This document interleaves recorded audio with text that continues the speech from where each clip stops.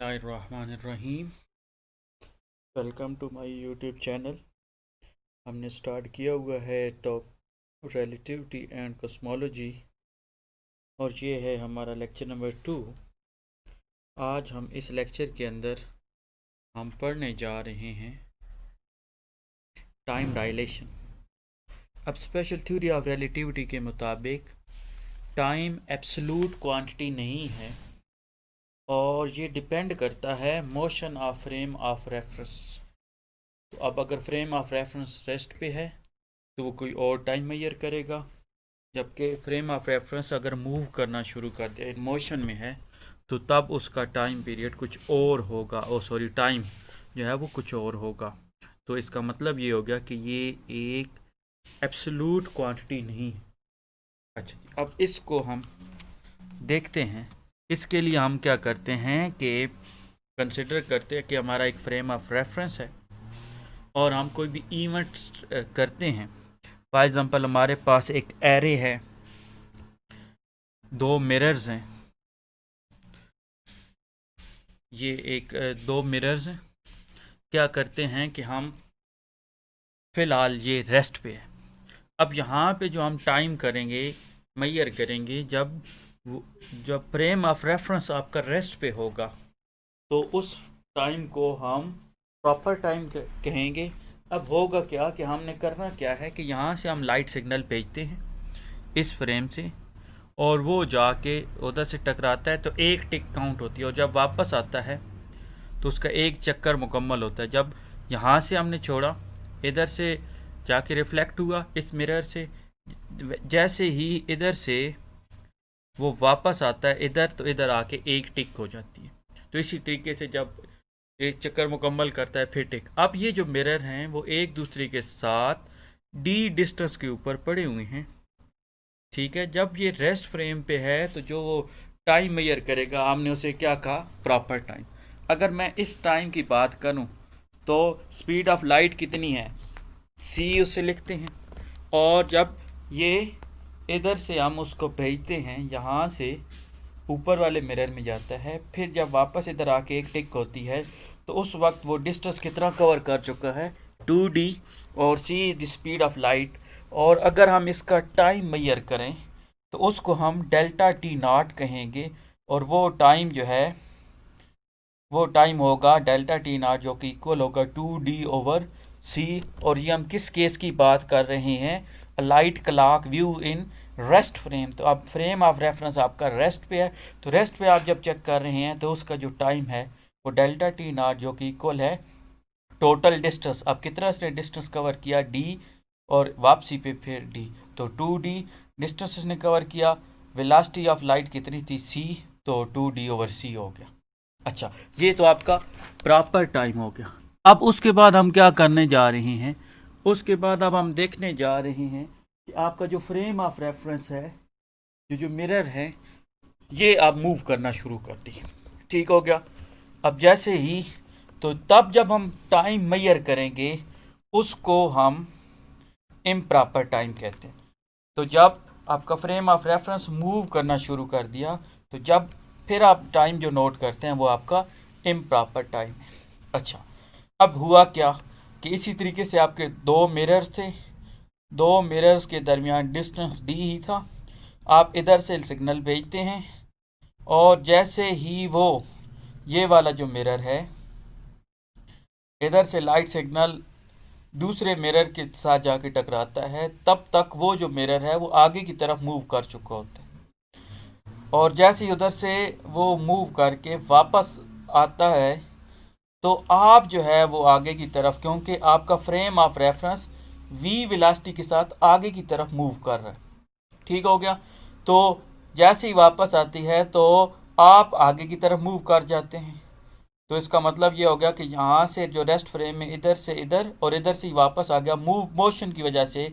अब जब light signal दूसरे मिरर तक पहुँचता है तो वो मिरर आगे की तरफ मूव कर चुका होता है। इसी तरीके से जब वो उधर से टकरा के वापस आता है तो वो जो है वो इतना कितना हो गया जी, इधर से वापस आता है तो आप भी आगे की तरफ मूव कर चुके होते हैं।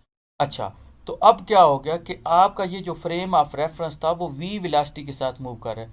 तो अब अगर x1 से आप x2 गए तो उसने टोटल कितना डिस्टेंस कवर किया, डेल्टा टी, और वो कितना है v, और डेल्टा वो v डेल्टा टी आ गया। अब v डेल्टा टी, तो अब क्या करते हैं कि यहाँ से आप परपेंडिकुलर बाइसेक्टर ड्रा करते हैं, तो इसका मतलब टोटल जो डिस्टेंस था वो v डेल्टा टी था। तो अब अगर इधर से परपेंडिकुलर ड्रा करते हैं तो ये इसका जो है वो हाफ हाफ हो जाएगा, जो v डेल्टा टी बाई 2 होगा। तो इधर से आपकी एक ट्राइंगल बन जाएगी, और इधर से आप इसका, अब आपका काम क्या है कि ये जो लाइट है वो यहाँ से इधर मूव की है और इधर से वापस आती है, तो टोटल टाइम कितना है। तो अब आपने टाइम मेजर करना है। तो अब उसके लिए क्या किया कि आपने परपेंडिकुलर बाइसेक्टर ड्रा किया और इधर से आपकी ये ट्राइंगल बन गई। अब ये वाला जो आपका डिस्टेंस डी था, तो ये वाला आपका डिस्टेंस डी हो गया, और ये वाला जो आपका डिस्टेंस है आप इसको वाई कह देते। तो अब ये वाई डिस्टेंस है। तो अब अगर ये वाई अगर यहाँ से यहाँ तक हमें मिल जाए तो इतना ही टाइम यहाँ से यहाँ तक जाने में लगाएगा। तो ये वाई हमें फाइंड आउट करना है। ये वाली जो साइड है हमें पता है ये डी है, और ये वाली जो टाइम है वी डेल्टा टी बाई 2 है, क्योंकि टोटल वी डेल्टा टी है, तो वी डेल्टा टी बाई 2 हो गया। तो अब अगर इधर से अगर मैं देखूं तो y क्या आ गया, बाय पाइथागोरस थ्योरम, क्योंकि राइट एंगल ट्राइंगल है, तो पाइथागोरस थ्योरम से y क्या आ जाएगा, परपेंडिकुलर का स्क्वायर प्लस आपका बेस का स्क्वायर अंडर द रूट। तो इधर से आप पाइथागोरस थ्योरम लगा के y निकाल दिया। अब आपको यहाँ से यहाँ तक का डिस्टेंस आ गया। अब इधर से इधर भी उतना ही डिस्टेंस होगा, क्योंकि वो कांस्टेंट वेलोसिटी के साथ मूव करेंगे। ठीक है, तो टोटल अगर मैं इसके डिस्टेंस की बात करूं तो टोटल डिस्टेंस इसका आ गया कितना जी। अब आपको पता है कि यहाँ से यहाँ गए, यहाँ से यहाँ, तो इधर से आपका टोटल डिस्टेंस आ गया 2y। जो ये वाला जो डिस्टेंस था, ये वाला हाफ वाला जो आपने निकाला है, उसी को डबल कर देंगे तो टोटल डिस्टेंस आ जाएगा। अब अगर टोटल डिस्टेंस आपको पता चल गया, स्पीड भी कांस्टेंट है जो स्पीड ऑफ लाइट है, ठीक हो गया, तो इधर से आपको टाइम निकाल सकते हैं s is equal to v t से। तो इधर से आपने निकाला t is equal to s over v क्या है, स्पीड ऑफ लाइट है, तो c हो गया। ये आपका टोटल डिस्टेंस हो गया, तो इधर से आपका टाइम निकला।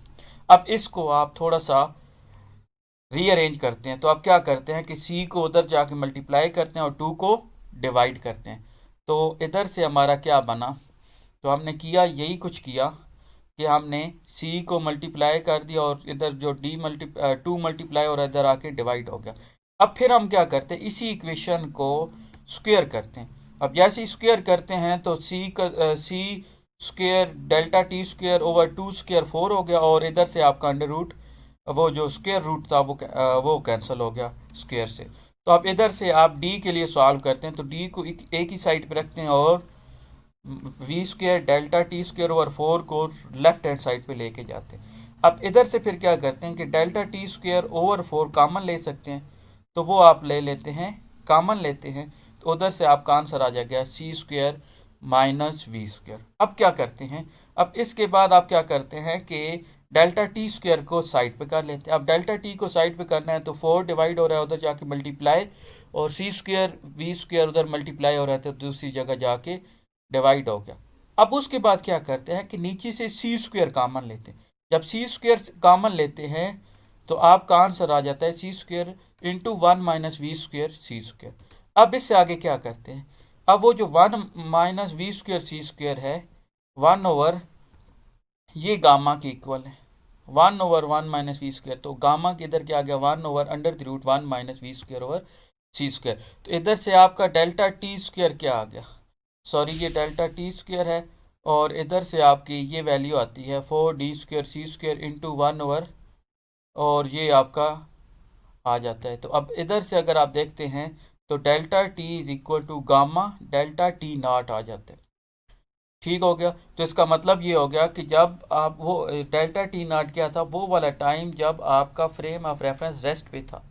डेल्टा टी वो वाला टाइम है जहाँ पे आपका फ्रेम है वो मूव कर रहा है, ठीक है, comparable with the speed of light. तो यहाँ पे हमें क्या पता चला कि जो ऑब्जर्वर जो रेस्ट फ्रेम में है उसकी पैमाइश के मुताबिक जो मूविंग फ्रेम है वो एक टिक से बढ़ गया, कितना, गामा टाइम्स हो गया।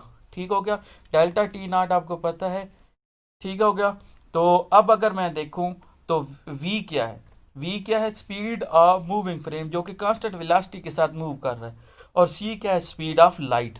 अब अगर स्पीड ऑफ लाइट देखूं तो v जो है वो वेरी वेरी लेस देन है स्पीड ऑफ लाइट के साथ। अब अगर v very very less than है तो अब यहाँ पे अगर देखें तो v अगर बहुत ज़्यादा कम है, उसका स्क्वायर और ज़्यादा कम होगा, और उससे फिर डिवाइड करेंगे बड़ी क्वांटिटी तो ये आंसर कम हो जाएगा, और 1 से माइनस करेंगे तो आंसर हमेशा 1 से कम ही आएगा, और उसका अंडर रूट लेंगे और ज़्यादा कम हो जाएगा। तो ये आंसर बहुत ज़्यादा कम है। फॉर एग्जांपल ये 1 से कम हो, मैं कह देता हूँ 0.5 आ जाता है, 0.5 आता है तो आर की गामा की वैल्यू क्या आ जाती है, 2। तो इसका मतलब ये होगा कि ऐसे केस में गामा आपका हमेशा ग्रेटर देन 1 आएगा। अब अगर गामा ग्रेटर देन 1 आएगा तो इसका मतलब ये होगा कि वो जो टाइम है वो हमेशा ज़्यादा होगा रेस्ट फ्रेम से। तो इधर से हम ये कहते हैं कि टाइम डायलेट हो गया, वो जो मूविंग फ्रेम का टाइम था वो बढ़ गया है।